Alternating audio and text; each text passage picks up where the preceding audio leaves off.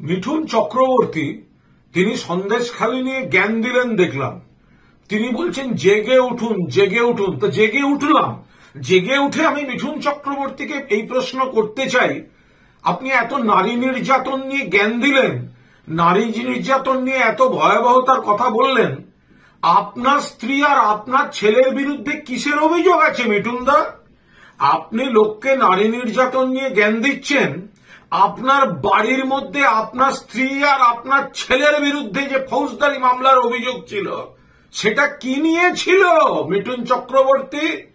Mithun Chakraborty অ্যালকেমিস্টের brand ambassador ছিল, chit fund alchemist থেকে টাকা নিয়েছে। কেন মিঠুন চক্রবর্তীকে সামান করে অ্যারেস্ট করা হবে না? মিঠুন চক্রবর্তী সারদার বেনিফিশিয়ারি। যতদিন রাজ্য সরকারের হাতে ছিল, শ্যামল সেন কমিশনের হাতে ছিল, তিনি টাকা ফেরত দেননি। যখন ইডির কাছে গেছে, সিবিআই এর কাছে গেছে, বাঁচতে টাকা ফেরত দিয়েছে, তারপর বিজেপির জুতো পালিশ করতে গেছে। এই মিঠুন চক্রবর্তীর বড় বড় কথা শুনবো?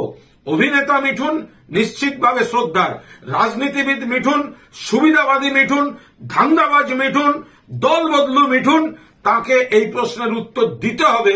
সন্দেশখালি নিয়ে কুৎসা করার আগে, আপনি নারী নির্যাতন নিয়ে কথা বলার আগে আপনি বলুন আপনার বাড়ির লোকদের। লোকে তো বলে সেগুলো থেকে বাঁচতে আপনি অনেক কিছু করছেন। আপনার স্ত্রী আর আপনার ছেলের বিরুদ্ধে কে অভিযোগ করেছিল এবং কি অভিযোগ করেছিল? কেন তদন্ত চলছিল? কেন জটিলতা হচ্ছিল? বলুন ক্ষমতা থাকলে প্রকাশ্যে, তারপর সন্দেশখালি নিয়ে জ্ঞান দিতে আসবে।